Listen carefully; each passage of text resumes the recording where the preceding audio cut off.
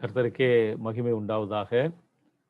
இந்த வேத பாட வகுப்புக்கு வந்திருக்கிற தேவனுடைய பிள்ளைகள் ஒவ்வொருவரையும் அன்பராம் இயேசுவின் நாமத்தினாலே நான் உங்களை வரவேற்றுக் கொள்கிறேன். என்னுடைய வாழ்த்துக்களையும் வணக்கத்தையும் தெரிவித்துக் கொள்கிறேன். இன்றைக்கு நம்ம படிக்க போற பாடத்தினுடைய தலைப்பு என்ன பாடம் படிக்க போறோம்னா,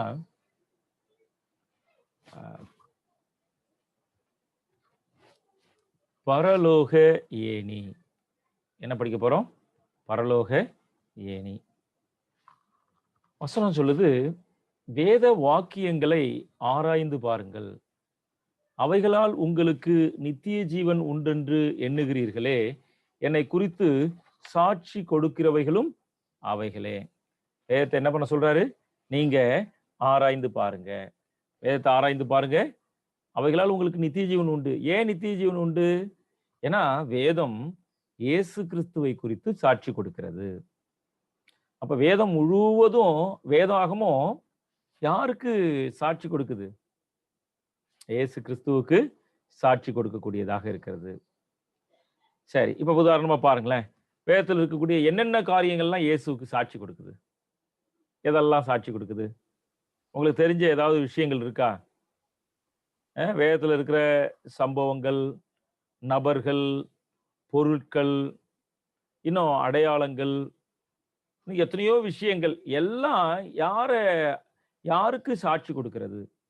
அது இயேசுவை பற்றி சொல்லுகிறது, இயேசுடைய சித்தத்திற்கு சாட்சி கொடுக்கிறது, இயேசுடைய உபதேசத்திற்கு சாட்சி கொடுக்கிறது. இல்ல, உண்மைதானே? இப்ப உதாரணமா பாருங்களேன், ஆடு பலி செலுத்துக்கிறாங்க. இந்த ஆடு பலி செலுத்துதல் அப்படிங்கிறது எதை குறிக்குது? இயேசுவின் மரணத்தின் மூலமாக நமக்கு பாவ மன்னிப்பு. இல்ல, ஆசாரியன் அது எதை குறிக்குது? இயேசுடைய பரிந்து பேசுதல் மூலமாக, பிதாவிட்ட நம்ம நேரடியாக தொடர்பு கொள்ள முடியாது, இயேசுடைய பரிந்து பேசுதல் மூலமாக நமக்கு என்னது? ரட்சிப்பு அப்படின்னு சொல்லி பேசுகிறது. அது போல நபர்கள் கூட பாருங்க, இப்ப மோசே இயேசுக்கு ஒரு முன் அடையாளமா இல்லையா? உன்னை போல ஒரு தீர்க்கதரிசியை நான் எழுப்புவேன் அப்படிங்கிறாரு. அப்புறம் யோசேப்பு இயேசுக்கு ஒரு அடையாளமா இருக்கிறாரா? அவர் இயேசுவை பிரதிபலிக்கிறாரா? யோசேப்பு பிரதிபலிக்கிறாரா? என்ன நினைக்கிறீங்க? பிரதிபலிக்கிறாரா, பிரதிபலிக்கலையா யோசேப்பு? ஆமாங்கண்ணா. எப்படி பிரதிபலிக்கிறாருமா? பிரதிபலிக்கிறாரண்ணா.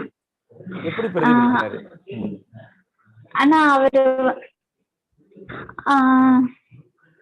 எனக்கு எக்ஸாக்ட்டா இப்ப ஞாபகம் இல்லைண்ணா, சாரி.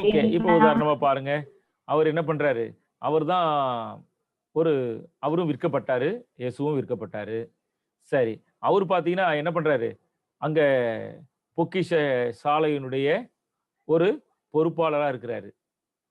அது போல இன்னைக்கு பரலோக பொக்கிஷத்தினுடைய அதை யாரு அதுக்கான பொறுப்பாளரா இருக்கா? இயேசு கிறிஸ்து இருக்கிறாரு. அவர் சகோதரர்கள் ஜீவ ரட்சணியம் உண்டாகும்படிக்கு அவர் என்ன பண்ணாரு? அந்த உபத்திரவங்களுக்குள்ளார போனாரு. அதுபோல இயேசு கிறிஸ்துவும் என்ன பண்றாரு? போறாரு. இப்படி நிறைய விதத்துல யோசேப்பை என்ன பண்ண முடியும்? ஒப்பிட முடியும். அவர் தன் சகோதரர்களை மன்னிக்கிறாரு. அவங்களுக்கு கெடுதி செஞ்சாலும் அவங்களுக்கு நன்மை செய்யணும்னு நினைச்சாரு. இப்படி நிறைய விஷயங்கள்ல நம்ம என்ன பண்ண முடியும்? இயேசுவை அவருடைய குணங்கள்ல பார்க்க முடியும். அபிரகாம் இயேசுவை பிரதிபலிக்கிறாரா? அபிரகாம் இயேசுவை பிரதிபலிக்கிறாரா? பிரதிபலிக்கிறாரா? 50 நீதிமான் இருந்தா, 40 நீதிமான் இருந்தா பரிந்து பேசுறாரு பாருங்க. இல்ல, இப்படி ஒவ்வொரு நபர்களுடைய வாழ்க்கையிலும் தேவனுடைய குணம் பிரதிபலிக்கப்படுகிறது. தேவனுடைய குணங்கள் அவங்கவுங்க அங்கங்க என்ன பண்றாங்க? பிரதிபலிக்கிறாங்க. அதே சமயம் தேவனுக்கு விருப்பம் இல்லாதது என்ன அப்படிங்கிறதையும் என்ன பண்றாங்க? வெளிப்படுத்தக்கூடியவர்களாக மனிதர்கள் காணப்படுறாங்க. சரி, அப்ப நம்ம பார்க்கிறோம், வேதத்தில் இருக்கக்கூடிய ஒரு சம்பவங்கள் அல்லது அடையாளத்தின் மூலமாக நம்ம என்ன பண்றோம்? கிறிஸ்துவை குறித்து நம்ம பார்க்கிறோம். இன்னைக்கு அப்படிதான் ஒரு விஷயத்திலேருந்து நம்ம என்ன பண்ண போறோம்? இயேசுவை குறித்து நம்ம பார்க்க போறோம். அது என்ன சம்பவம் அப்படின்னா, அது யாக்கோப்பின் ஏணி. யாக்கோப்பின் ஏணி, அதாவது பரலோக ஏணி. ஆதியாகமம் 28:12வது வசனம். அங்கே அவன் ஒரு சொப்பனம் கண்டான். இதோ ஒரு ஏணி பூமியிலே வைக்கப்பட்டிருந்தது. அதன் நுனி வானத்தை எட்டி இருந்தது. அதிலே தேவதூதர்கள் ஏறுகிறவர்களும் இறங்குகிறவருமாய் இருந்தார்கள். சரி, இங்க பார்க்கிறோம். ஒரு ஏணி வைக்கப்பட்டிருக்கு. அந்த ஏணி என்னது? அந்த ஏணி என்ன பண்றாங்க? அந்த ஏணியில தேவதூதர்கள் ஏறுகிறதும் இறங்குறதுமா இருக்கிறாங்க. சரி, இந்த என்ன சூழல்ல இந்த ஒரு சொப்பனம் யாக்கோப்புக்கு கொடுக்கப்படுகிறது? எந்த சூழல்? அவன் என்ன பண்றான்? தன்னுடைய சகோதரனையும் தன்னுடைய தகப்பனையும் ஏமாற்றி அந்த சேஷ்ட புத்திர பாகத்தை அவன் என்ன பண்றான்? பெற்றுக்கொள்வதற்காக அவன் என்ன பண்ணான்? அப்பாவையும் அண்ணனையும் ஏமாத்துனான். இப்ப இந்த விஷயம் ஏசாவுக்கு தெரிய வந்த உடனே ஏசா என்ன பண்றான்? இவனை கொலை செஞ்சிரணும், அந்த அளவுக்கு இவன் பேர்ல கோபம். உடனே இவன் என்ன பண்றான்? அண்ணனுடைய கைக்கு தப்பித்துக் கொள்வதற்காக அவன் தான் வீட்டை விட்டே ஓடுறான். அப்பாவை விட்டு ஓடி போயிட்டான். இப்ப அம்மாவை விட்டாச்சு, சொந்த பந்தங்கள் எல்லாத்தையும் விட்டுட்டு ஓடி போயிட்டான். ஓடி போனவன் ஒரு இடத்துல போய் உட்கார்றான். தனிமையாய் தனியா உட்கார்ந்துருக்கிறான். தனியா உட்கார்ந்துக்கிட்டு அவன் யோசிக்கிறான். நான் இந்த நிலைக்கு வந்ததுக்கு காரணம் என்ன? நிச்சயமாகவே என்னுடைய தவறான தீர்மானம், தவறான நடத்தை தான் இப்படிப்பட்ட ஒரு மோசமான நிலைக்கு வழி நடத்துச்சு. தேவன் எனக்கு வச்சிருக்கிற அந்த ஆசீர்வாதத்தை நான் காத்திருந்து ஏற்ற காலத்திலே தேவன் உயர்த்தும்படிக்கு அவருடைய பலத்த கையின் கீழ் அடங்கி இருங்கள். அடங்கி இருந்திருக்கணும். ஆனா அப்படி இல்லாம அந்த ஆசீர்வாதத்தை என்ன பண்ணோம்? நான் முந்தி என்னுடைய தந்திரத்தினால நான் என்ன பண்றேன்? ஏமாத்தி இப்படி என்ன பண்ணிட்டேன்? இந்த காரியத்தை செஞ்சுட்டேனே அப்படின்னு சொல்லி அவன் என்ன பண்றான்? தன்னுடைய தவறை தேவனை நம்பாம தன்னுடைய ஞானத்தை நம்பி செய்த இந்த தவறை அவன் என்ன பண்றான்? உணர்றான். இப்ப இந்த தப்புலேருந்து இந்த பாவத்திலேருந்து அவன் விடுதலை பெறணும்னு சொல்லி என்ன பண்றான்? ஒரு ஆழமான ஒரு அழுகை, ஒரு ஆழமான ஒரு அழுகை, ஒரு தாழ்மை அவன்கிட்ட காணப்படுது. இப்ப அவன் என்ன பண்றான்? தன்னுடைய பாவங்களை அறிக்கையிடுறான். அந்த பாவத்தை அறிக்கையிட்டு தனக்கு மன்னிப்பு கிடைக்காதா அப்படிங்கிற ஒரு ஏக்கத்தோடு அந்த இடத்துல என்ன பண்றான்? அவன் இருக்கிறான். இப்ப அவருடைய இருதயம் என்ன பண்ணல? அவன் இருதயத்துல சமாதானமே இல்ல. அவன் இருதயம் பயத்தினாலும், அவன் இருதயம் தேவன் கைவிட்டுட்டாரோ அப்படிங்கிற அவநம்பிக்கையினாலும், அவனுடைய தனிமை அவனுக்குள்ளார சோர்வையும் ஏற்படுத்தி இருந்தது. அப்ப அவன் என்ன பண்றான்? தேவனும் நம்மளை புறக்கணிச்சிருவாரோ அப்படிங்கிற ஒரு பயத்தோட படுத்து தூங்கிட்டு இருந்தான். ஆண்டவர் என்ன பண்றாரு? அவனை நான் கைவிடலப்பா, அவனை கைவிடல. இப்படிப்பட்ட பாவியா இருக்கிற உன்னை மீட்கிறதுக்கு நான் என்ன பண்றேன்? ஒரு வழியை வச்சிருக்கிறேன் அப்படிங்கிறத என்ன பண்றாரு? அங்க காண்பித்தாரு. அங்க ஒரு இரட்சகரின் அவசியத்தை அவர் என்ன பண்றாரு? வெளிப்படுத்தினார். ஒரு இரட்சகர் இருக்கிறாருப்பா. பாவம் உனக்கும் எனக்கும் பெரிய பிளவை ஏற்படுத்தினாலும் உனக்கும் பரலோகத்திற்கும் போவதற்கு, உன்னுடைய இந்த ஏக்கத்தை எடுத்துக்கொண்டு பரலோகம் செல்வதற்கு, உன்னுடைய பாவ அறிக்கையை எடுத்துக்கொண்டு பரலோகம் செல்வதற்கு, அங்கிருந்து தேவனுடைய மன்னிப்பையும் தேவனுடைய அந்த சமாதானத்தையும் உனக்கு கொண்டு வருவதற்கு ஒரு வழி இருக்கிறது. அதுதான் என்னது?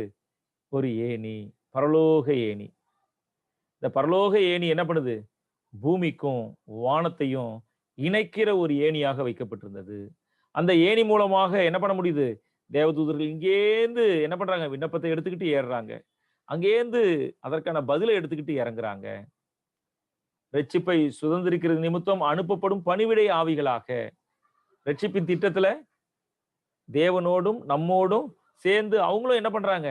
ஒரு வேலையை ஆண்டவர் கொடுத்திருக்கிறாரு. எப்படி ரட்சிக்கிற வேலையில சத்தியத்தை சொல்ற வேலையை நமக்கு கொடுத்திருக்கிறாரோ, அது போல அவங்களுக்கும் என்ன பண்றாரு? தேவதூதருக்கும் ஒரு வேலையை கொடுத்திருக்கிறாரு. சரிங்களா உங்களுக்கு? அப்ப பாருங்க, இப்படி பெரிய ஒரு பிளவு மனுகுலத்திற்கும் பரலோகத்துக்கும் இடையே பாவத்தினால ஒரு பெரிய பிளவு ஏற்பட்டாலும் அந்த பிளவை சரி செய்வதற்கு பூமியையும் பரலோகத்தையும் இணைப்பதற்கு ஒரு ஏணி காணப்படுகிறது. ஒரு ஏணி காணப்படுகிறது. சரியா உங்களுக்கு? சரி, இதை குறித்து தான் ஸ்டெப்ஸ் டு கிரைஸ்ட், கிறிஸ்துவனிடத்திற்கு செல்லும் படிகள், அத்தியாயம் 2. அதுல நம்ம வாசிக்கிறோம் பாருங்க. கிறிஸ்து நார்த்தான்வேலோடு செய்த சம்பாஷணையில் வானத்திலிருந்து வானம் திறந்திருக்கிறதையும் தேவதூதர்கள் மனுஷகுமாரனிடத்திலிருந்து ஏறுகிறதையும் இறங்குகிறதையும் காண்பீர்கள் என்று சொன்னபோது காட்டிய ஒப்பனை இதுதான். என்ன ஒப்பனை? தேவதூதர், அதாவது யாக்கோபுக்கு என்ன சொப்பனம் கண்டாரு? ஒரு ஏணி வைக்கப்பட்டிருந்துச்சு, அந்த நுனி வானத்தை எட்டி இருந்துச்சு, அதுல தேவதூதர்கள் ஏறுகிறதும் இறங்குறமா இருந்தாங்க அப்படின்னு ஆதியாகமத்துல நம்ம வாசிக்கிறோம். இயேசு கிறிஸ்து அதுக்கு ஒரு விளக்கம் கொடுக்கிறாரு. என்ன விளக்கம் கொடுக்கிறாரு? வானம் திறந்திருக்கிறது, தேவதூதர்கள் மனுஷகுமாரனிடத்திலிருந்து ஏறுகிறதையும் இறங்குகிறதையும் காண்பீர்கள். அப்ப யார் அந்த ஏணி? யார் அந்த ஏணி?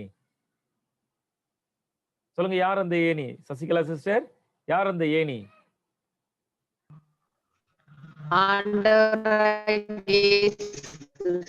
ஆமா, மனுஷகுமாரன் இயேசு கிறிஸ்து. சரியா உங்களுக்கு? அப்ப பாவம் செய்ததினால் மனிதன் தேவனுக்கு தன்னை அந்நியனாக்கி கொண்டான், பூமியும் வானத்து நின்று வெட்டுண்டு போயிற்று. இந்த அகண்ட பெரும் பிளவை கடக்கக்கூடிய எத்தனங்களும் இருந்தது இல்லை. அப்ப பாவத்தினால மனுஷன் தேவனை விட்டு பிரிஞ்சிட்டான். வானத்துக்கும் பூமிக்கும் ஒண்ணுமே தொடர்பு இல்லாம போச்சு. ஏன்னா பாவம் என்ன பண்ணாது? பாவம் பரலோகத்தை போய் ஒண்ணுமே செய்ய முடியாது. பரலோகத்துக்கு பாவியா இருக்கிற ஒரு மனிதனுடைய விண்ணப்ப பரலோகத்துக்கு போக முடியாது. இந்த அகன்ற பெரும் பிளவை கடக்கக்கூடிய எத்தனங்கள், எந்த ஒரு பொருளும் வழியும் நபரும் யாருமே கிடையாது, வழியே இல்லை. ஆனால் கிறிஸ்து மூலம் மீண்டும் இப்பூமி பரத்தோடு இணைக்கப்படுகிறது. அப்ப வானத்தோடு அந்த ஒரு நுனி வானத்தையும் இன்னொரு அதனுடைய அடிப்பகுதி பூமியையும் இணைத்தது. கிறிஸ்து மூலமாக மீண்டும் இப்பூமி பரத்தோடு இணைக்கப்படுகிறது. பாவத்தால் ஏற்பட்டிருந்த பெரும் பிளவை கிறிஸ்து தம் சுய புண்ணியத்தால் இணைத்து பணிவிடை தூதர்கள் மனிதர்களிடம் வந்து கலந்து உறவாட வழி ஏற்படுத்தினார். அவர் பலவீனனும் திக்கற்றோருமான விழுந்து போன மனிதன் மற்றற்ற சர்வ வல்லமை பொருந்திய கர்த்தாவோடு கூட்டி சேர்க்கிறார். அப்ப இயேசு கிறிஸ்து என்ன பண்ணாரு? அவர் ஒரு நீதியான வாழ்க்கை வாழ்வதன் மூலமாக, மனிதனுக்காக தன்னை ஒப்பு கொடுத்ததின் மூலமாக, தன்னை ஜீவ பலியாக ஒப்பு கொடுத்ததின் மூலமாக அவர் என்ன பண்றாரு? வானத்தையும் பூமியையும் இணைக்கிற ஒரு பரலோக ஏணியாக மாறினார். சரியா உங்களுக்கு? அவர் வானத்தையும் பூமியை இணைக்கிற ஒரு பரலோக ஏணியா மாறினாரு. இப்ப என்ன பண்றாங்க? அந்த பணிவிடை தூதர்கள் என்ன பண்றாங்க? இப்ப இயேசு கிறிஸ்து அவர் வழியா இருப்பதினால அவர் மூலமாக என்ன பண்றாங்க? பூமிக்கு பூமிக்குள்ள இருக்கிற மனுஷர்களுக்கு உதவி செய்யறாங்க. மனிதர்கள்ட்ட இருந்து விண்ணப்பங்களை எடுத்துட்டு போறாங்க, பரலோகத்துல இருந்து பதிலை எடுத்துட்டு வராங்க. சரியா உங்களுக்கு? சரி, இப்ப மனிதனால என்ன பண்ண முடியும்? பரலோகத்தோடு தொடர்பு கொள்ள முடியும். எப்படி தொடர்பு கொள்ள முடியும்? எப்படி மட்டும்தான் தொடர்பு கொள்ள முடியும்? இந்த பரலோக ஏணி மூலமாக. அதாவது வானத்தையும் பூமியையும் இணைக்கிற, அதாவது பூமியையும் பரலோகத்தையும் இணைக்கிற இயேசு கிறிஸ்து மூலமா தான் என்ன பண்ண முடியும்? நம்ம பரலோகத்தோட தொடர்பு கொள்ள முடியும். சரிங்களா உங்களுக்கு? சரி, இப்ப இந்த ஏணி, எப்படி இந்த ஏணி வானத்தையும் பூமியையும் இணைக்குது? சொல்லுங்க, நீங்க சொல்லுங்க. எப்படி ஒரு ஏணி வானத்தையும் பூமியையும் இணைக்க முடியும்?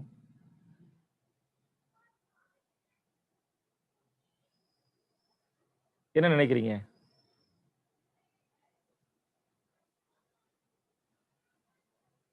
யார் சொல்றீங்க? ஒரு ஏணி பூமியையும் வானத்தையும் இணைக்கணும்னா என்ன செய்யணும்?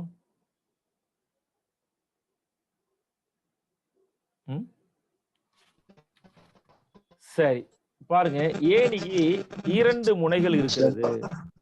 ஏணிக்கு எத்தனை முனை இருக்கு? 2 முனை இருக்குது இல்ல? ஒரு முனை எங்க வைக்கப்படுது? ஒரு முனை எங்க வைக்கப்படுது? ஆமா, பூமியில வைக்கப்படுது. இப்ப உதாரணமா இதுதான் ஏணி அப்படின்னு சொன்னா, இப்ப இங்க பாருங்க, இப்ப இங்க இருந்து மேல போகணும்னா என்ன பண்ணி ஆகணும்?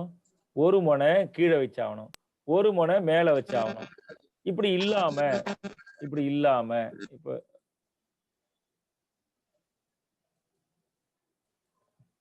இப்ப இப்படி இப்படி வைக்கிறோம். இப்ப இங்கேருந்து மேல போயிரலாம். இப்படி இல்லாம இப்படி இருந்தா மேல போ முடியுமா? சரி. அல்லது இப்படி இருந்தா போ முடியுமா? அப்ப ஒரு முனை கீழ இருக்கணும். ஒரு முனை மேல இருக்கணும். இப்படி 2 முனைகள் இருந்தா தான், அதாவது இந்த பாயிண்ட்லேருந்து இந்த பாயிண்ட். இதுலேருந்து எங்க போறோமோ அந்த இடத்துல மேல இருக்கிற பாயிண்ட் முடியணும். சரிதானே நான் சொல்றது? சரி. அப்ப அதுபோல ஏணிக்கு எத்தன முனை இருக்குது? 2 முனைகள் காணப்படுகிறது. சரி. அப்ப ஏணியின் ஒரு முனை பூமியிலும், இன்னொரு முனை பரலோகத்தோடும் இணைஞ்சிருக்கு. இந்த 2 முனைகள் ரட்சிக்கிறதுக்கு கிறிஸ்து எடுத்திருக்கிற 2 நிலைகளை பற்றி கூறுகிறது. 2 முனைகளும் எத பத்தி சொல்லுது? மனிதனை ரட்சிப்பதற்காக இயேசு கிறிஸ்துவினுடைய 2 நிலையை பற்றி அது என்ன பண்ணுது? கூறுது. சரி. ஏணியோட நான் ஒண்ணு சொல்லுவேன். நீங்க ஒண்ண கண்டுபிடிச்சிரணும். சரிங்களா உங்களுக்கு? ரொம்ப ஈஸியான ஒரு பதிலா தான் அது இருக்கும். ஈஸியான கேள்வியா இருக்கும். அதனால அது ஈஸியான பதிலா இருக்கும். சரி, என்ன கேள்வி? ஆ ஜோசப் ஐயாவ கேட்போமா? பாஸ்டர் கேட்போமா? சரி. என்னன்னா, ஒரு முனை பரலோகத்துல வைக்கப்பட்டிருக்கிற சரி, பூமியில வைக்கப்பட்டிருக்கிற ஒரு முனை என்பது மனுஷகுமாரனான நிலையை குறிக்கிறது. அவர் மனுஷனா வந்தார். அதனால அது என்னது? பூமியில அந்த ஒரு முனை இருக்குது பாருங்க. அந்த ஒரு முனை எத குறிக்குது? அவர் மனுஷனாய் இருக்கக்கூடிய நிலையை குறிக்கிறது. சரி, வானத்தில் வைக்கப்பட்டிருக்கிற அந்த நிலை எத குறிக்குது? தேவனை குறிக்கப்பட்டிருக்கிறது. சரி, அவர் தேவனாய் இருக்கிறார். ஆமா. அவர் என்னவா இருக்கிறாரு? அவர் தேவனாய் இருக்கிறார். சூப்பர். ஓகே. அப்ப பாருங்க. அப்ப இயேசு கிறிஸ்து யாரு? அவர் தேவன். அதே சமயம் அவர் யாரா வந்தாரு? மனிதனாய் வந்தார். இப்படி அவர் தேவனாகவும், அதனாலதான் வசனம் சொல்லுது இல்ல, தேவன் மாம்சத்தில் வெளிப்பட்டார். தேவனாய் இருக்கிறவர் 100% தேவனாய் இருக்கிற ஒருவர் 100% மனிதனாக பூமியில என்ன பண்ணாரு? வந்து பிறந்தார். சரியா உங்களுக்கு? அப்ப அது என்னது? ஏணியினுடைய மேல்பாகம் தெய்வீக தன்மையை எடுத்து காட்டுது. ஏனுடைய கீழ்ப்பாகம் கிறிஸ்துவனுடைய மனுஷீக தன்மையை அது எடுத்து காட்டுகிறது. பாருங்களேன். 1 தேர்ந்தெடுக்கப்பட்ட தூதுகள், செலக்டட் மெசேஜ். அதுல 39வது அத்தியாயத்துல இந்த ஏணி பூமிக்கும் பரலோகத்துக்கும் இடையில் உள்ள தகவல் தொடர்பை திறந்திருக்கிற கிறிஸ்துவை எடுத்து காட்டி இருந்தது. கிறிஸ்துவின் தாழ்மையில் அவர் விழுந்து போன மனிதன் மீதுள்ள அனுதாபத்தினாலும் இரக்கத்தினாலும் மனித ஆபத்தின் அதிகமான ஆழத்திற்கு அவர் இறங்கினார். அந்த ஏணியின் ஒரு முனை பூமியின் மீதும் மறுமுனை பரலோகத்தின் மீதும் தொட்டு கொண்டிருந்தது. முடிவில்லாதவரை பற்றி கொண்டிருக்கும் கிறிஸ்துவை எடுத்துக்காட்டி இவ்வாறாக பூமியை பரலோகத்துடன் இணைப்பதையும்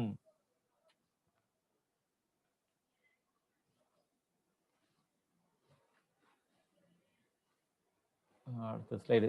முடிவுள்ள மனிதனை முடிவில்லா தேவனுடன் உள்ள இணைப்பதையும். நெட்டு ஸ்லோவா இருக்கோ? விட்டு விட்டு வருதா? ஏன்னா ஸ்லைடு உடனே மாறல. சரி. ஆமாங்க பிரதர். இப்போ கரெக்டா வருது. ஓகே. விட்டு விட்டு தான் வந்து இப்ப கரெக்டா இருக்குது. சரி.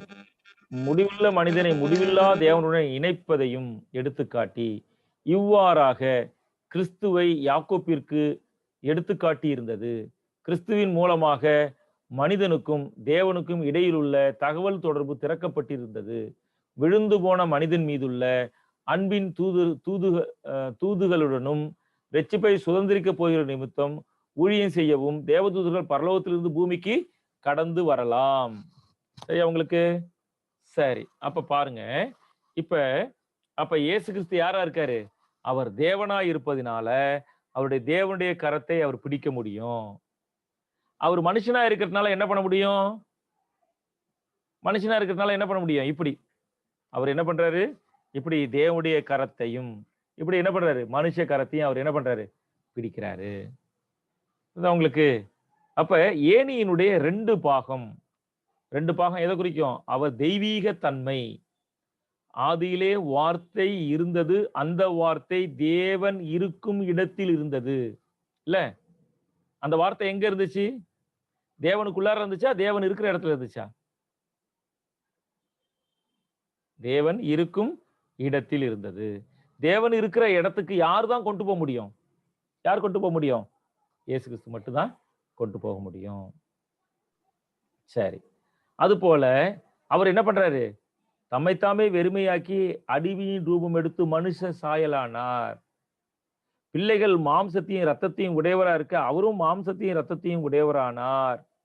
அப்படின்னா அவரும் அவரை போல 100% மனிதனாக மாறி பூமியில வந்தாரு.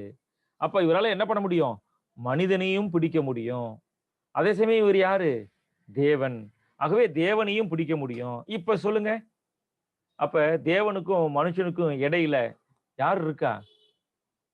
இயேசு கிறிஸ்து இருக்கிறாரு. இப்ப இவர்கள் எந்த இயேசு கிறிஸ்து இப்படி ஏணியாய் பாலமாய் இருப்பதினால தேவதூதர்கள் பரலோகத்திலேருந்து வந்து நமக்கு உதவி செய்ய முடியும். நம்மளை காப்பாற்ற முடியும், நம்மளை வழி நடத்த முடியும். நமக்கு என்ன பண்ண முடியும்? அவங்க நமக்கு நிறைய நேரம் நமக்கு என்ன பண்றாங்க? ஆறுதல் படுத்த முடியும். கெத்செமனே தோட்டத்துல தூதர் இயேசுவை ஆறுதல் படுத்தினது போல, பேதுருவை சிறைச்சாலையில் இருந்து விடுவித்தது போல, அவர் தம்முடைய தூதனை அனுப்பி என்ன பண்றாரு? அவங்களை விடுவிக்கிறார் இல்ல? அவரு சிங்க கெபியில தானியேலை போட்டப்ப சிங்கத்தின் வாயை கட்டி போட்டாங்க இல்ல? அப்ப தேவதூதர்கள் என்ன பண்றாங்க? மனிதனுக்காக நிறைய செய்யறாங்க. தேவதூதர் அது ஒரு தனியா நம்ம தேவதூதரை பத்தி ஒரு நாள் நம்ம படிக்கலாம். சரி, அவங்களுக்கு தேவதூதர்கள் ஊழியத்துல என்னெல்லாம் செய்யறாங்க பாருங்க. ஆண்டவருடைய செய்தியை எடுத்துட்டு வந்து நம்மள்ட்ட கொடுக்குறாங்க. இவர்களெல்லாம் காண்பித்த தூதனை நான் விழுந்து வணங்கும்படிக்கு அவருடைய பாதத்துல நான் விழுந்தேங்கிறாரு. நீ இப்படி செய்யாதப்பா அப்படின்னு சொல்லி என்ன பண்றாரு? அந்த தூதன் சொல்றாரு. அப்ப பாருங்க, மகிமையான தரிசனங்களை கூட அல்லது காட்சிகளை காட்டுகிறவர்களாக தூதர்கள் என்ன பண்றாங்க? வழி நடத்துறாங்க மக்களை.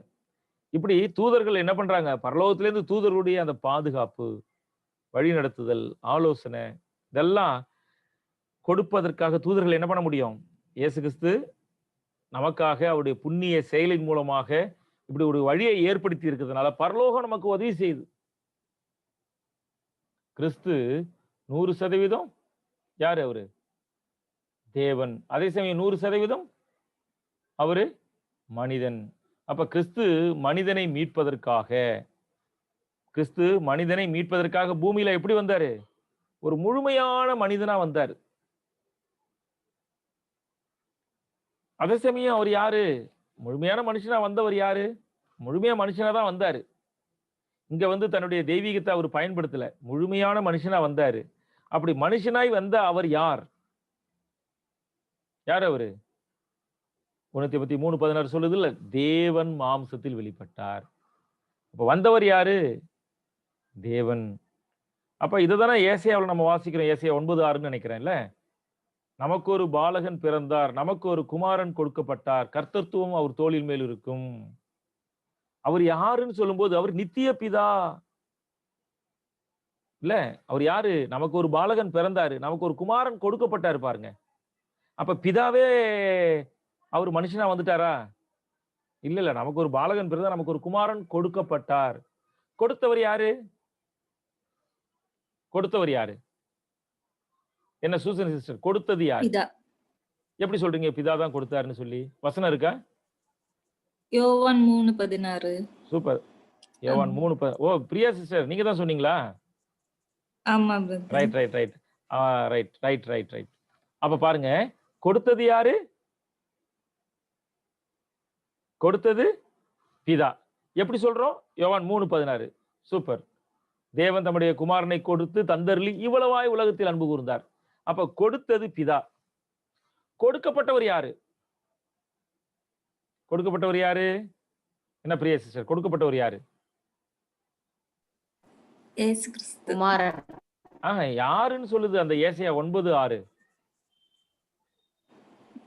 நித்திய பிதா. அப்புறம் சமாதான பிரபு, அதிசயமானவர், ஆலோசனை கர்த்தர், வல்லமையுள்ள தேவன். அவர் யாரு? கொடுக்கப்பட்டவர் யாரு? தேவன். வல்லமையுள்ள தேவன். நித்திய பிதா, ஆலோசனை கர்த்தர், சமாதான பிரபு. அப்ப கொடுத்தவர் பிதா, கொடுக்கப்பட்டவர் யாரு? இயேசு கிறிஸ்து. கொடுக்கப்பட்ட இயேசு கிறிஸ்து யாரு அப்படின்னா அவர் நித்திய பிதா. அப்ப தேவன் மாம்சத்தில் வெளிப்பட்டார். அவர் 100% தேவன். அதனால அவர் தேவனை தொட முடியும். அவர் 100% மனிதன். ஆகவே மனிதனை தொட முடியும். 2 பேரையும் அவரால் என்ன பண்ண முடியும்? இணைக்க முடியும். சரியா உங்களுக்கு? அவர் கிறிஸ்து தேவனாக இருப்பதினால் தேவனையும், அவர் சிருஷ்டியாக இருப்பதினால், சிருஷ்டியானா என்னது? அவர் மண்ணுருவை எடுத்ததுனால மனிதனையும் அவர் என்ன பண்ண முடியும்? இணைக்கிற ஏணியாக இருக்கிறார். அப்ப சிருஷ்டியா இருக்கக்கூடிய தேவதூதர்களால என்ன பண்ண முடியாது? தேவதூதர்களை இணைக்க முடியுமா? தேவனையும் மனுஷனையும் ஏன் இணைக்க முடியாது?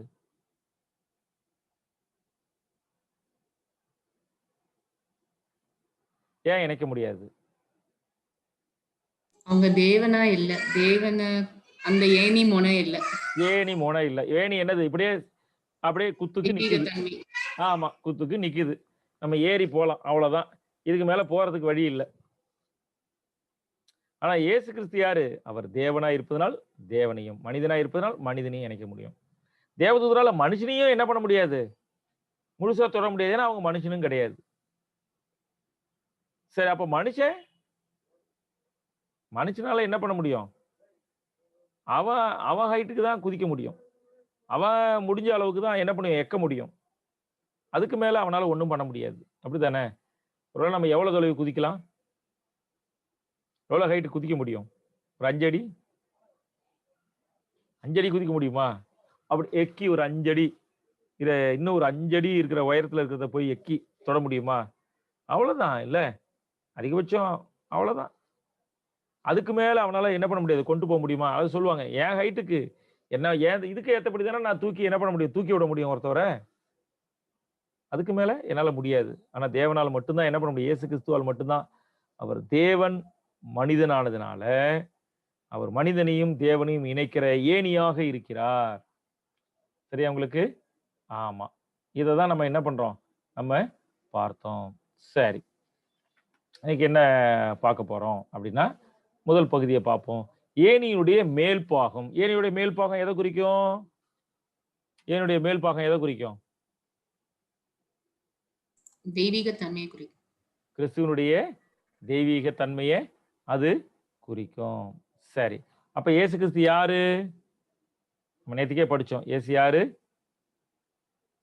தேவன். அன்றையும் தேவபக்திக்குரிய ரகசியமானது யாவரும் ஒப்புக்கொள்கிறபடியே மகா மேன்மையானது. தேவன் மாம்சத்தில் வெளிப்பட்டார். அப்ப இயேசு யாரு? அவர் தேவன். இன்னும் நம்ம வாசிக்கிறோம் பிலிப்பியர் 2வது அதிகாரம் 6லேருந்து 8.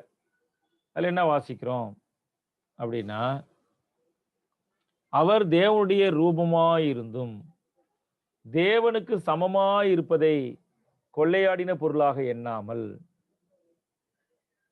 அவர் தேவனுடைய ரூபம், அவர் தேவனை போன்றவராக இருந்தும், எப்படி இருந்தார்? தேவனை போன்றவராக, தேவனுக்கு சமமாய் இருந்தார்.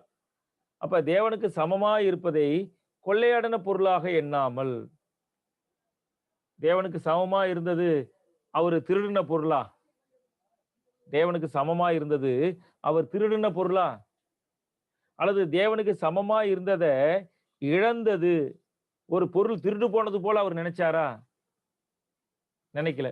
தேவனுக்கு சமமா இருந்ததை இழந்ததை ஒரு பொருள், இப்ப நான் ரொம்ப காஸ்ட்லியான ஒரு போன் வச்சிருக்கிறேன், அது திருடு போயிடுச்சுன்னா நான் எப்படி ஃபீல் பண்ணுவேன்? இல்ல, ரொம்ப கஷ்டப்படுவோமா பட மாட்டோமா? சில சமயம் பாத்தீங்கன்னா அப்படி உட்காந்துக்கிட்டே இருப்போம், திடீர்னு பாக்கெட்ல கையை வச்சு பார்ப்போம், போன் இல்லைன்னா பக்குன்னு இருக்கும். இல்ல, எங்க இருக்கும் போனு? பக்கத்துல இருக்கும், பையில இருக்கும், பாக்கெட்ல இருக்கும். ஆனா அந்த வண்டியில ஓட்டிக்கிட்டே சில சமயம் அப்படி தடவி பார்த்துக்கிறது, போன் இருக்கா இல்லையா, ஏவா காணோம், எங்க விட்டோமோ அப்படின்னு தோணும். அப்புறம் பார்த்தா அது எங்க இருக்கும்? மேல் பாக்கெட்ல இருக்கும், பையில வச்சிருப்போம். பாருங்க, ஒரு போன் போனா ஒரு பக்குங்குது. அப்படி இருந்திருக்கா? அது போல முக்கியமான சில பொருட்கள் அந்த இடத்துல இல்லைன்னா நமக்கு அப்படி இருக்கும். அப்படி அவர் தேவனுக்கு சமமா இருக்கிறத அவர் என்ன பண்ணல? ஏதோ ஒரு திருட்டு போன பொருள் போல, அவர்கிட்ட கொள்ளையடிக்கப்பட்ட பொருள் போல அவர் நினைக்கல. அவரே தம்மைத்தாம் வெறுமையாக்கினார். அவரே வெறுமையாக்கினார். அவர் யாரோ நீ என்ன பண்ண மனுஷனா போகணும் அப்படின்னு யாராவது கட்டாயப்படுத்தி அவரை அனுப்புனாங்களா? அவரை கட்டாயப்படுத்துறதுக்கு அவருக்கு மேல யாராவது இருக்காங்களா? இல்ல. அவர் தேவனுக்கு சமமாய் இருப்பதை கொள்ளையாடின பொருளாக எண்ணாமல். அப்ப என்னது கொள்ளையாடின பொருளாக எண்ணாதுன்னா என்ன அர்த்தம்? அது அவர் கொள்ளையாடின பொருள் கிடையாது. தேவனுக்கு சமமாய் இருப்பது அவர் திருடின பொருள் கிடையாது. அது அவருடையது, அவருடைய உரிமை. அவர் தேவனுக்கு சமமானவர். தேவனுக்கு சமமா இருப்பது அதை விட்டு இறங்குனதை அவர் கொள்ளையாடின பொருளாக எண்ணாமல், ஏதோ திருட்டு போன பொருள் போல அவர் என்ன பண்ணல, எண்ணல. தம்மை தாமே வெறுமையாக்கி அடிமீன் ரூபம் எடுத்து மனுஷ சாயலானார். அவர் மனுஷ ரூபமாய் காணப்பட்டு மரண பரியந்தம், அதாவது சிலுவையின் மரண பரியந்தம் கீழ்ப்படிந்தவராகி தம்மை தாமே தாழ்த்தினார். அப்ப இயேசு கிறிஸ்து என்ன பண்றாரு? தேவனுக்கு சமமா இருக்கிறத விட்டுட்டு அவர் நம்மளை மீட்பதற்காக அவர் வந்தாரு. அப்ப இயேசு கிறிஸ்து யாரு? அவர் தேவன். யோசிங்க, உங்களை மீட்க வந்தவர் யார்? உங்களை மீட்க வந்த இயேசு கிறிஸ்து யாரு? நீங்க விசுவாசிக்கிறவர் இன்னார்னு உங்களுக்கு தெரியுமா? நீங்க விசுவாசிக்கிறவர் இன்னார்னு உங்களுக்கு தெரியுமா? உங்களை மீட்கிறதற்காக வைராக்கியம் வச்சிருக்கிறவர் யாருன்னு உங்களுக்கு தெரியுமா? ஏதோ இரண்டாம் நபர், அது தேவனுடைய குமாரன். தேவன் வந்திருந்தா பெரிய விஷயம் செஞ்சிருக்கலாங்க. குமாரன் தானே வந்தாரு. அப்படியா? அப்படியா? தேவன் தாங்க வந்தாரு உங்களை மீட்கிறதுக்கு. இதுக்கு மேல உங்களை மீட்கிறதுக்கு இதுக்கு மேல ஒரு பவர் இருந்துச்சு, அதை அனுப்பல. அதுக்கு கீழே இருக்கிற ஒரு பவர் அனுப்புறாருலாம் கிடையாது. அவர் நித்திய பிதா. அப்ப தேவனுக்கு சமமான ஒருவர் தேவன் மாம்சத்துல வந்தாரு. இப்ப சொல்லுங்க, அவரு நம்மளை மீட்பது அதிக நிச்சயமா அல்லவா? நிச்சயமா நிச்சயம் இல்லையா? நம்மளை மீட்க வந்தவர் யார்? அதை நம்ம புரிஞ்சிருக்கணும். உங்க என்னன்னா, உங்க வண்டி ரிப்பேரா போச்சு, ஒரு நல்ல மெக்கானிக், உங்களுக்கு நான் தெரிஞ்ச நல்ல மெக்கானிக்கை நீங்க பாத்துட்டீங்க. உடனே உங்களுக்கு ஒரு பெரிய நம்பிக்கை இருக்குமா இல்லையா? அந்த வண்டியை அவர் என்ன பண்ணுவார்? சரிப்படுத்திடுவாரு இல்ல? ஒரு நல்ல மெக்கானிக்கை நம்ம நம்புறோம். அப்ப நம்ம என்ன பண்ணணும்?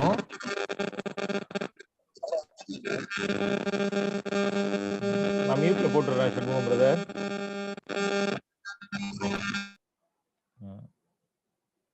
ஓகே.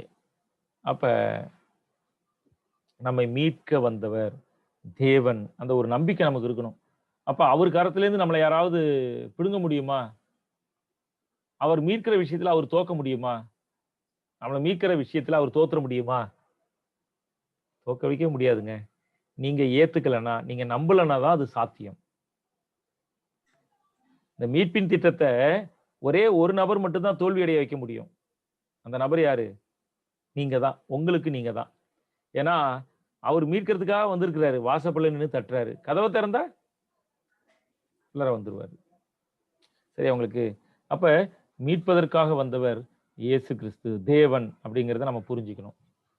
சரி, இரண்டாவது விஷயம், தன்னில் தான் ஜீவன் உள்ளவர். இயேசு கிறிஸ்து யாரு? தன்னில் தான் ஜீவன் உள்ளவர். அவருக்குள் ஜீவன் இருந்தது. அந்த ஜீவன் மனுஷனுக்கு ஒளியா இருந்தது. அவருக்குள்ளார ஜீவன் இருந்துச்சு. இயேசு கிறிஸ்துக்குள்ளார என்ன இருந்துச்சு? உயிர் இயேசு கிறிஸ்துவுக்குள்ள இருந்துச்சா அல்லது அவருக்கு கொடுக்கப்பட்டதா? அவருக்குள் இருந்தது. அவருக்குள் இருந்தது. ரொம்ப அழகான வார்த்தை. இன்னைக்கு பாத்தீங்கன்னா நிறைய பேர் என்ன பண்றாங்க? இயேசு பிதாவிலேந்து வந்துட்டாருப்பா, பிதாவிலேந்து பிரிஞ்சு வந்தவர் அப்படின்னு யோசிக்கிறாங்க. அல்லது இயேசு பிதாவினால் உண்டாக்கப்பட்டவர், பிதாவுடைய குமாரன் அப்படின்னு நினைக்கிறாங்க. அப்ப இயேசுவை பிதா உண்டாக்குனாருன்னு நினைச்சுக்கிறாங்க. இல்ல இல்ல, வசனம் சொல்லுது அவருக்குள் ஜீவன் இருந்தது. சரியா உங்களுக்கு? சரி, இங்க பாருங்க, ஒரு அழகான மேற்கோள். அவருக்குள், அதாவது கிறிஸ்துவுக்குள் ஜீவன் இருந்தது. அந்த ஜீவன் மனுஷனுக்கு ஒளியா இருந்தது.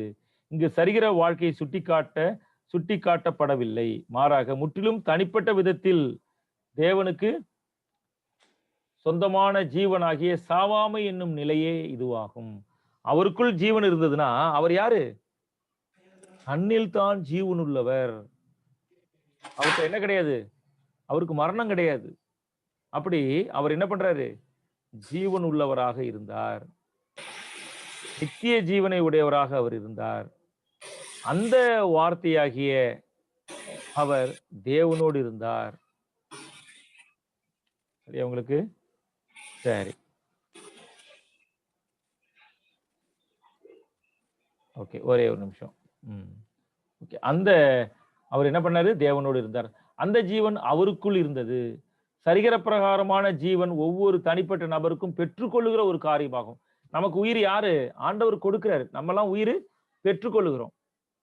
ஆனா ஆண்டவருடைய ஜீவன் அவருக்குள் இருந்தது. நம்ம நித்தியமானவங்க கிடையாது. இயேசு கிறிஸ்து யாரு? நித்திய பிதா. நம்ம சாகக்கூடியவர்கள். அவரு சாவாமை உடையவர். ஏன்னா ஜீவனை கொடுத்தவராகிய தேவன் அதை மீண்டும் எடுத்துக்கொள்றார். நமக்கு ஜீவனை கொடுத்தவர் என்ன பண்றாரு? அதை ஒரு நேரம் எடுக்கிறாரு. ஆனா இயேசு கிறிஸ்து யாரு? அப்படி அல்ல. அவருக்குள் என்ன இருந்துச்சு? ஜீவன் இருந்துச்சு. மனிதனுக்கு அவனது ஜீவன் மேல் அதிகாரம் இல்லை. என் ஜீவன் பேர்ல எனக்கு அதிகாரம் இருக்கா? நான் இப்பதான் சாவேன், நான் இப்ப சாவ மாட்டேன் சொல்ல முடியுமா? நம்ம சொல்ல முடியுமா? நான் 80 வயசுல தான் சாவேன் அப்படின்னு நம்ம சொல்ல முடியுமா? நான் 80 வயசுல இல்லை, இப்பயே சாக போறேன் அப்படின்னு நம்ம சொல்ல முடியுமா? அதாவது ஜீவன் பேர்ல எனக்கு அதிகாரம் இல்லை.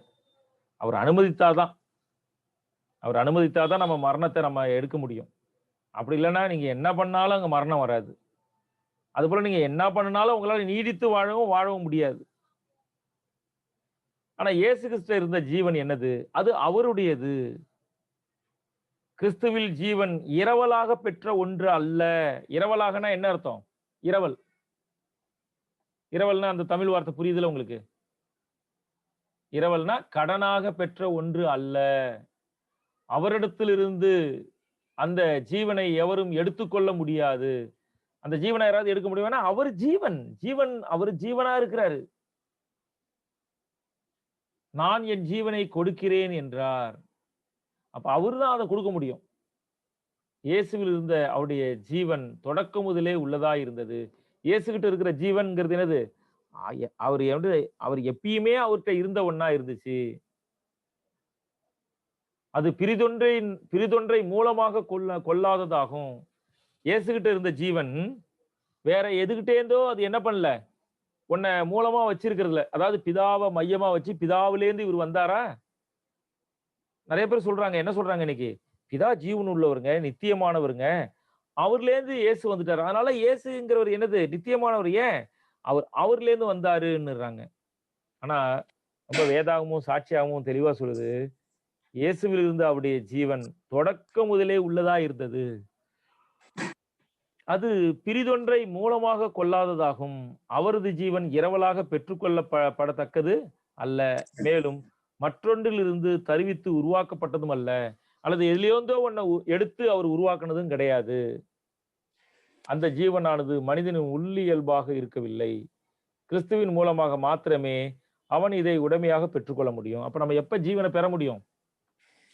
இயேசுவை ஏற்றுக்கொள்ளும் போது. இயேசுவின் மூலமாக மட்டும்தான் நம்ம என்ன பண்ண முடியும்? ஜீவனை பெற்றுக்கொள்ள முடியும். இப்ப பாருங்க, இப்ப சொல்லுங்க, ஏன் நம்ம மீட்கும் பொருளா நம்ம இருக்க முடியாது? இப்ப சொல்லுங்க, ஏன் நம்ம மீட்கும் பொருளா இருக்க முடியாது? மீட்கும் பொருளாக நான் வந்தேன்னு சொன்னார்ல, இயேசு வந்து மரிச்சாரு, அவர் எனக்கு மீட்கும் பொருளா இருக்கிறாரு. ஏன் நான் உங்களுக்காக நான் சாகுறேன், உங்க எல்லாருக்காகவும் நான் சாகுறேங்கிறப்ப ஏன் என்னுடைய மரணம் ஒரு மீட்கும் பொருளா இருக்க முடியாது? என்ன சூசன் சிஸ்டர் இப்ப சொல்றீங்களா? போன தடவை சொல்லல, நீங்க இப்ப சொல்லுங்க. தெரிஞ்சா, தெரியலன்னா பரவாயில்ல, ஒண்ணும் பிரச்சனை இல்ல. ஐடியா நாம வந்து பாவியான ஒரு மனிதர். சரிம்மா, நம்ம பாவியான மனிதன். அதனால என்ன சொல்ல வரீங்க? நம்ம மீட்கும் பொருள்லாம் என்ன அர்த்தம்? இப்ப உதாரணமா ஒருத்தர் பிடிச்சி வச்சுட்டாங்க, இவர் போறாரு, சார் அவங்கள விட்டுருங்க சார், நான் அவங்களுக்கு பணம் கொடுத்துட்றேன், அல்லது அவங்கள விட்டுருங்க, ஒண்ணும் இல்லையா, இந்தாங்க இந்த வாட்சை வச்சுங்க, இந்தாங்க இந்த வண்டியை வச்சுங்க, அவங்கள விட்டுருங்க அப்படின்னு நம்ம ஒரு அவங்கள மீட்கிறதுக்காக கொடுக்கக்கூடிய பணமோ பொருளோ ஏதோ ஒரு அடகு, ஏதோ ஒண்ண கொடுத்து அவங்கள மீட்கிறோம். அதுக்கு பேர் தான் மீட்கும் பொருள். ஏன் மனுஷன் தான் மரிக்கிறதின் மூலமாக ஒரு மீட்கும் பொருளா இருக்க முடியாது?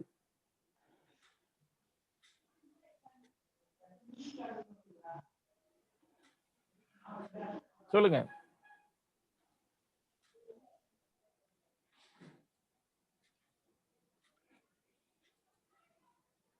ஏதாவது ஐடியா இருக்கா? சரி, இப்ப நான் சொன்னதுல இருந்து சொல்லுங்க. அவருக்குள் ஜீவன் இருந்தது, அவருக்குள் ஜீவன் இருந்தது. நமக்குள்ளார நம்ம ஜீவன் நம்மளோடதா? என்னுடையதா ஜீவன் எனக்கு இல்லாதப்ப நான் எப்படி என் உயிரை நான் கொடுத்தேன்னு சொல்ல முடியும்? நான் நம்ம ராஜேந்திரன் பிரதர்கிட்டேருந்து ஒரு 100 ரூபாய் எடுத்து இந்தாங்க இத வச்சிங்க அப்படின்னு நான் கொடுக்க முடியுமா? அது அவரோடது. இல்ல அவரு வண்டியை எடுத்து வச்சிங்க அப்படின்னு கொடுக்க முடியுமா? அவரு வீட்டை எடுத்து வச்சிங்கன்னு கொடுக்க முடியுமா? அது அவரோடது.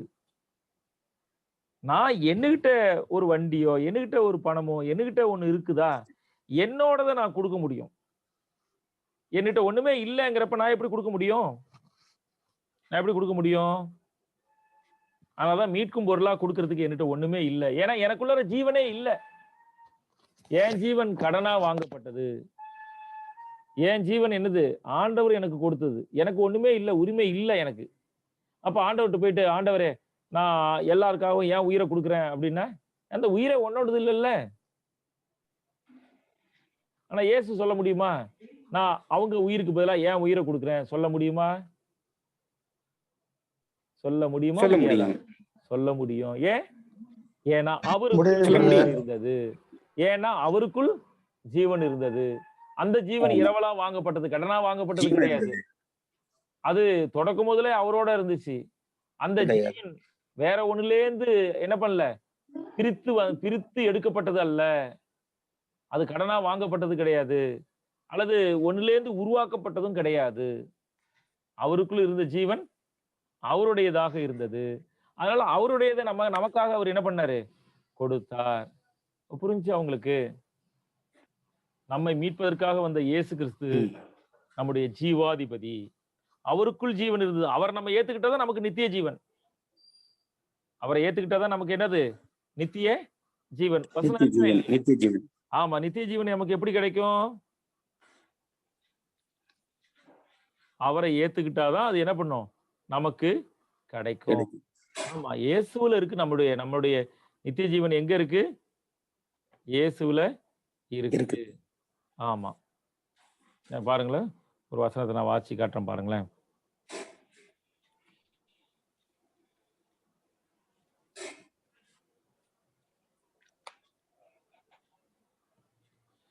யோவான் 5:12.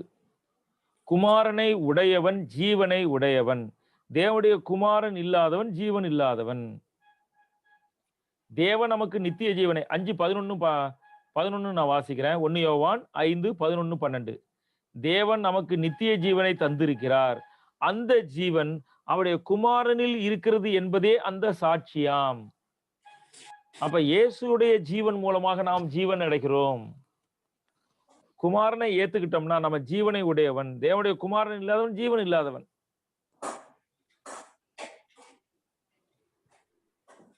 சரியா உங்களுக்கு? அப்ப இயேசு கிறிஸ்து யாரா இருக்கிறாரு? அவர் ஜீவன், நித்திய ஜீவனாக அவர் இருக்கிறார், நித்தியமானவராக இருக்கிறார். சரி, அடுத்த வசனம். அடுத்தது ஓகே, 11-12 இந்த வசனத்தை நம்ம பார்த்துட்டோம். 1 யோவான் 5:11-12. சரி, அடுத்தது இயேசு கிறிஸ்து யாரு? சிருஷ்டிகர். இயேசு கிறிஸ்து யாரு? சிருஷ்டிகர். ஆதியிலே வார்த்தை இருந்தது, அந்த வார்த்தை தேவனிடத்தில் இருந்தது, அந்த வார்த்தை தேவனாய் இருந்தது. அவர் ஆதியிலே தேவனோடு இருந்தார். சகலமும் அவர் மூலமாய் உண்டாயிற்று. உண்டானது ஒன்றும் அவரை இல்லாமல்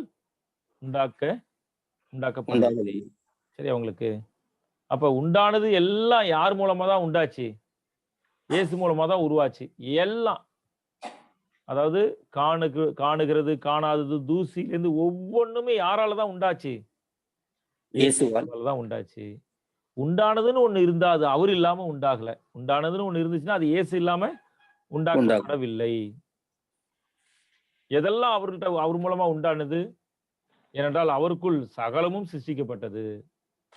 பரலோகத்தில் உள்ளவைகள், பூலோகத்தில் உள்ளவைகள், காணப்படுகிறவைகள், காணப்படாதவைகள், சகல வஸ்துக்கள், சிங்காசனங்கள் ஆனாலும் கர்த்தத்துவம், அதிகாரங்கள் சகலமும் அவரை கொண்டு அவருக்கென்று சிருஷ்டிக்கப்பட்டது.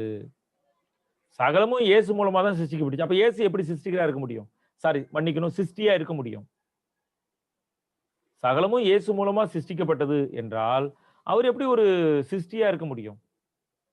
எல்லாம் சிருஷ்டிக்கப்பட்டதுன்னு ஒண்ணு இருந்து அது இயேசு மூலமா தான் சிருஷ்டிக்கப்பட்டுச்சு. பரலோகத்தில் உள்ளவைகள் இயேசு மூலமா சிருஷ்டிக்கப்பட்டது. பூலோகத்தில் உள்ளவைகள் அது நம்ம பார்க்கிறது, நம்ம பார்க்காதது, சகல வஸ்துவும், சிங்காசனங்கள், கர்த்தத்துவம் எல்லாம் அவரை கொண்டு அவருக்கென்று சிருஷ்டிக்கப்பட்டது. அப்ப கிறிஸ்து சிருஷ்டிக்கப்பட்டவர் அல்ல, அவர் நம்முடைய சிருஷ்டிகர்.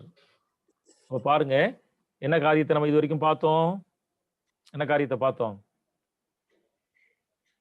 பரலோக ஏணி. வேதாகமும் தேவனுக்கு சாட்சி கொடுக்கிறது. தேவனை புரிஞ்சுக்கிறதுக்கு வேதாகமம் நிறைய உதாரணங்கள். தேவன் யாரு, தேவன் என்ன செய்யறாரு நமக்காக, இயேசு என்ன செய்யறாருன்னு சொல்லி என்ன பண்ணுது? வேதாகமம் முழுவதும் நமக்கு சாட்சி கொடுக்கிறது.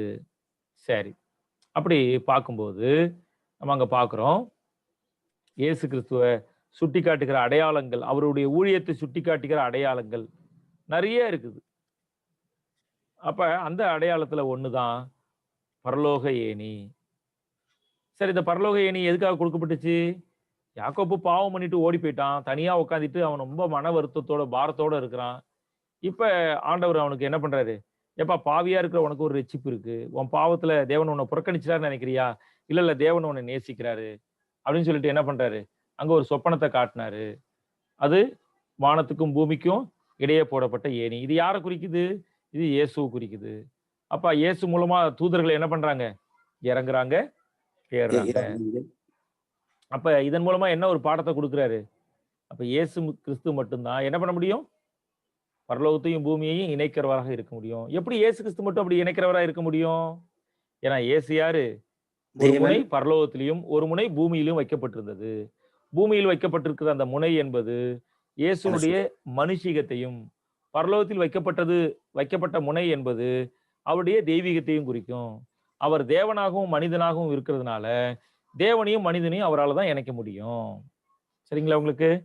சரி, அப்ப இயேசுடைய தெய்வீகம். அப்ப யாரு இயேசு? யாரு? அவர் தேவன். இயேசு யாரு? தன்னில் தான் ஜீவன் உள்ளவர். இயேசு யாரு? நம்முடைய சிருஷ்டிகர். அப்ப அவர் என்ன பண்ண முடியும்? அவருக்கு இன்னும் நமக்காக அவர் என்ன பண்றாரு? பரிந்து பேசுகிற இரட்சகரா இருக்காரு. சரி, அப்ப நம்ம என்ன பார்க்கிறோம்? இயேசு கிறிஸ்துவனுடைய தெய்வீகத்தை பார்த்தோம். அடுத்தது என்ன பார்க்க போறோம்? ஏணியினுடைய கீழ்ப்பாகம். ஏணியுடைய கீழ்ப்பாகம்ங்கிறது எதை குறிக்கும்? கிறிஸ்துவனுடைய மனுஷீகத்தை குறிக்கும். சரியா உங்களுக்கு? இந்த மனுஷீகத்தை குறித்து தான் நம்ம என்ன பண்ண போறோம்? நாளைக்கு நம்ம படிக்க போறோம். அப்ப இன்னைக்கு நம்ம என்ன ஒன்ன புரிஞ்சுக்கிட்டோம்? இயேசு அவர் தேவகுமாரன். அவர் யாரு? தேவகுமாரன். அப்ப தேவனா இருக்கிறவர் மனிதரானார். சரி, தொடர்ச்சியை நாளைக்கு நம்ம என்ன பண்ணுவோம்? நம்ம பார்ப்போம். கர்த்தர் தாமே இந்த வேத பாடத்தை ஆசீர்வதித்து தருவாராக. சரி, இதுல ஏதாவது கேள்வி இருக்கா? சரி, நீங்க கேட்க மாட்டீங்கன்னு நினைக்கிறேன். பிரதர், சொல்லுங்க ஐயா, சொல்லுங்க. சேட்டர் மெசேஜ் இந்த தமிழ் புக் இருக்கா பிரதர்? அது ஒண்ணு, அது ஒரு ரஃபா ஒரு மொழிபெயர்த்தாங்க, அது ப்ரூஃப் பார்க்கல, அப்படியே இருந்து போச்சு. ஆமா, சரிங்க. சரி, ஓகே ஓகே. ஏதாவது இந்த பாடத்துல இருந்து ஏதாவது கேள்விகள் இருக்கா?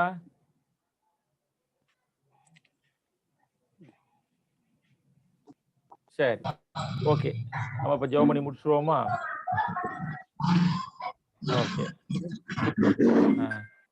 ராஜேந்திரன் பிரதர், நீங்க ஜெபம் பண்றீங்களா? ஜெபம் பண்றேன். ஜெபம் பண்ணுங்க பிரதர்.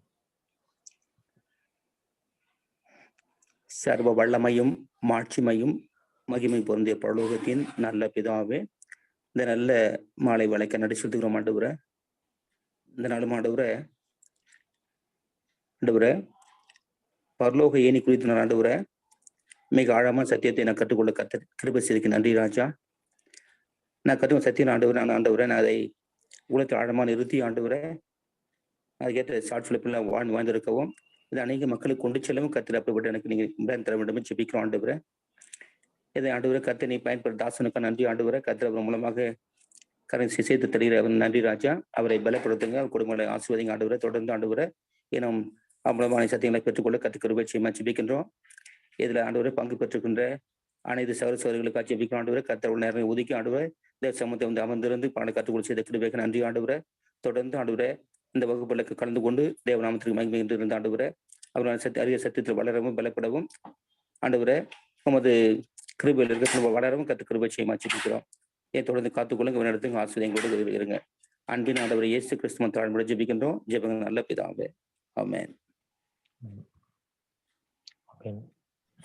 எல்லாருக்கும் தேங்க்யூ பிரதர். தேங்க்யூ. ஸ்தோத்திரம் பிரதர். ஸ்தோத்திரம் பிரதர். தோத்திரம் சிஸ்டர். எஸ் சிஸ்டர் தோத்திரம். சூசன் சிஸ்டர் தோத்திரம். பாஸ்டர் ஜோசப் பாஸ்டர் தோத்திரம். மார்ட்டின் பாஸ்டர் தோத்திரம். பாஸ்டர் ராஜேந்திரன் பிரதர் தோத்துறங்கய்யா. அம்மா வசந்தாமா தோத்துறங்கம்மா. சசிகலா சிஸ்டர் தோத்திரம். தோத்திரம் பிரதர். எல்லாருக்குமே தோத்திரம். சண்முகம் பிரதர் தோத்திரம். பிரியா சிஸ்டர் தோத்திரம். ஜான்சிமா தோத்திரம்பா. ஓகேப்பா, நம்ம இதனுடைய தொடர்ச்சியை நாளைக்கு நம்ம என்ன பண்ணுவோம், நம்ம பார்ப்போம். தேங்க்யூ. உங்கள் அனைவருக்கும் என்னுடைய இரவு வணக்கம். தேங்க்யூ.